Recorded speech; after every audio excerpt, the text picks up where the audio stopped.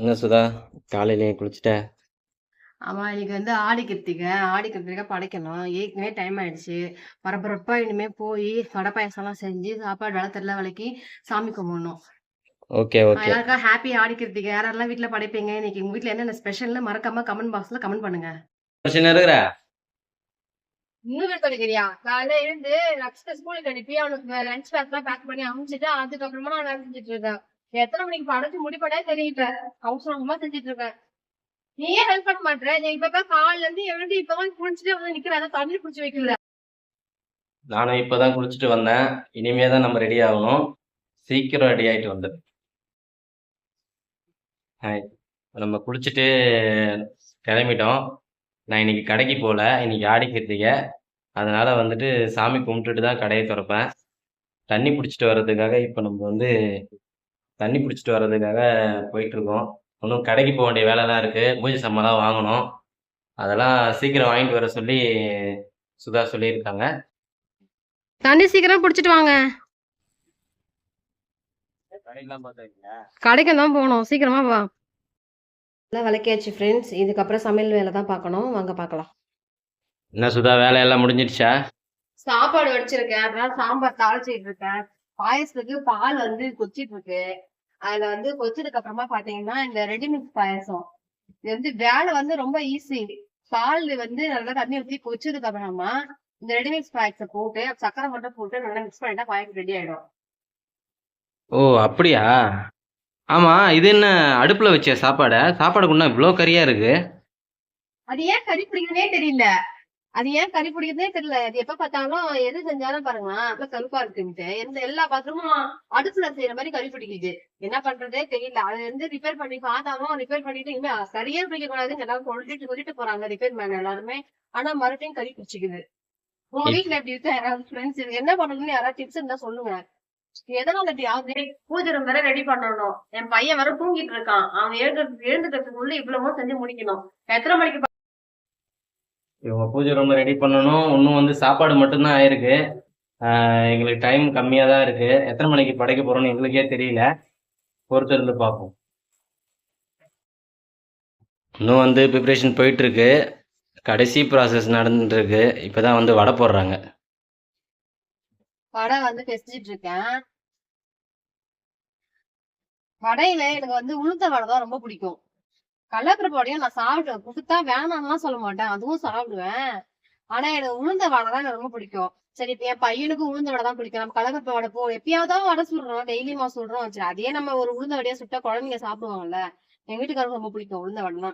இவ உளுந்த வடைனாலே எங்க மாமியார் சூப்பரா செய்வாங்க. அவங்க ரொம்ப அப்படியே உளுந்த வடைனா எத்தனை வேணா சாப்பிட்டுட்டே இருக்கலாம். அவங்க அந்த அளவுக்கு நல்லா செய்வாங்க. அவங்கள பார்த்துதான் வந்து வடை சுடணும். உளுந்த வடை ஆசையே வந்துச்சு சாப்பிட்டதுக்கு அப்புறம் தான். அதனால நானும் ட்ரை பண்றேன். பட் இன்ன வரைக்கும் எனக்கு உளுந்த வடை வந்து எல்லாமே ப்ரிப்பரேஷன் எல்லாம் பண்ணிடுவேன். ஆனா வடை மட்டும் போட மாட்டேன். வீட்டுக்காரர் தான் போடுவார் வடை மட்டும். அந்த ரவுண்டு மட்டும் வரவே வராது போடுறதுக்கு.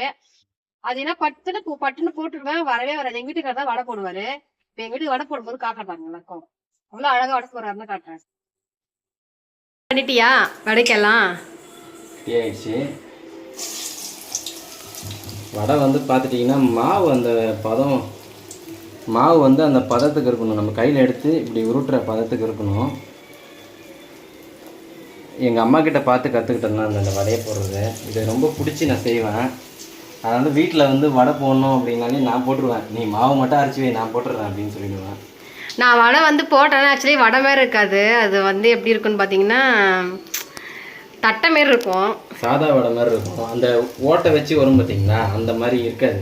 அவங்க வீட்டுக்காரர் போட்டுட்டு இருக்காரு. வடை போட்டு மாவிளக்கு போட்டேன்னா நான் படைச்சிடல. எல்லாமே ரெடி தான். இந்த ஆடி கிருத்திகைனாலே வந்து முருகருக்கு வந்து நம்ம என்ன செஞ்சாலும் சரி, இந்த ஸ்பெஷலாக நம்ம ஒன்று செய்கிறோம் அப்படின்னா இந்த மாவிளக்கில் நிறைய விஷயங்கள் இருக்குது. தெரிஞ்சவங்களும் நிறைய பேர் தெரிஞ்சிருக்கோம். தெரியாதவங்களுக்காக நாங்கள் சொல்கிறோம். இந்த மாவிளக்கு நம்ம போடும்போது சுத்தமான அரிசி மாவு, கொஞ்சம் வெல்லம், இது இருந்தால் போதும். நம்ம மனசில் வந்து எந்த கஷ்டம், இந்த கடன் பிரச்சனை, இந்த மாதிரி வந்து நம்ம கை பக்குவத்துக்கு இந்த சப்பாத்தி மாவு உருட்டுற அளவுக்கு நம்ம உருட்டி வச்சுக்கணும். பெசியும் போதே நம்ம மனசுல இருக்கிற கஷ்டத்தெல்லாம் நினைச்சு நம்ம பெசிஞ்சோம் அப்படின்னா இந்த மாவிளக்குல இருக்கிற அந்த இது மாதிரி நம்மளோட கஷ்டமும் விலகும். நம்ம நினைக்கிறது நடக்கும். இல்லை நம்ம வந்து நினச்சிக்கிட்டே மனசில் இருக்க எல்லா கஷ்டத்தையும் நினச்சிக்கிட்டே நம்ம செய்யும் பொழுது அந்த மாவிளக்கு நல்லா வரும்னு சொல்லுவாங்க. அதேமாரி அந்த மாவிளக்கில் நம்ம வெல்லம் அரிசி சேர்த்துருக்கோம் பார்த்தீங்களா, இந்த வெல்லம் அரிசியோடு சேர்த்து நம்ம வந்து இந்த மாதிரி பண்ணி ஒரு நடுவில் வந்து ஒரு குழி மாதிரி அகல் மாதிரி ரெடி பண்ணிக்கணும். ரெடி பண்ணிக்கிட்டு நம்ம அதில் வந்து இதை வந்து ஒரு சாமியாக நினச்சி நம்ம அதில் வந்து மஞ்சள் குங்குமம் வைக்கணும். மஞ்சள் குங்குமம் நம்ம வச்சு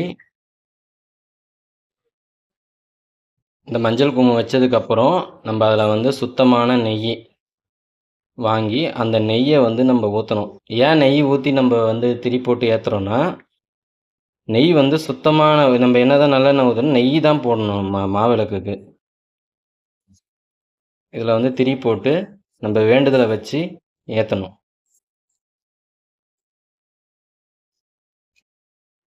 ஒரேடியாக நம்ம எல்லா வேலையும் முடிச்சிட்டோம். மணி வந்து 12:30 ஆயிடுச்சு.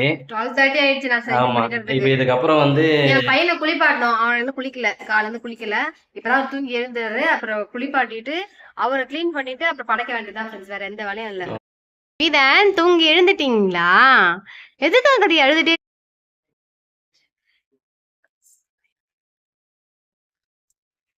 சாமி கும்பிட்றதுக்கு ஸ்டார்ட் பண்ணிட்டோம். எப்பயுமே குலதெய்வத்தை நம்ம எந்த சாமி கும்பிட்டாலும் குலதெய்வத்தை மறக்காம நம்ம ஏத்திடணும். குலதெய்வம் ரொம்ப ரொம்ப முக்கியம் ஒரு ஃபேமிலியில. நம்ம மாவிளக்கு வந்து நம்ம போட்டிருக்கோம் இல்லைங்களா, மாவிளக்கு ஏத்தலாம்.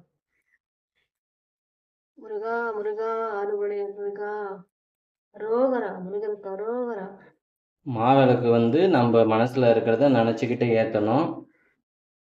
இதே மாதிரி ஒரு ஒரு கிருத்திகைக்கும் நம்ம படைக்கணுன்றத வந்து மனசில் வச்சுக்கணும். இதுதான் எங்கள் சின்ன பூஜை ரூமு.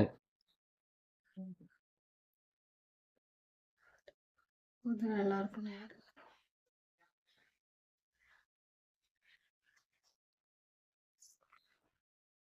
இங்கே பாரு, இங்கே பாரு.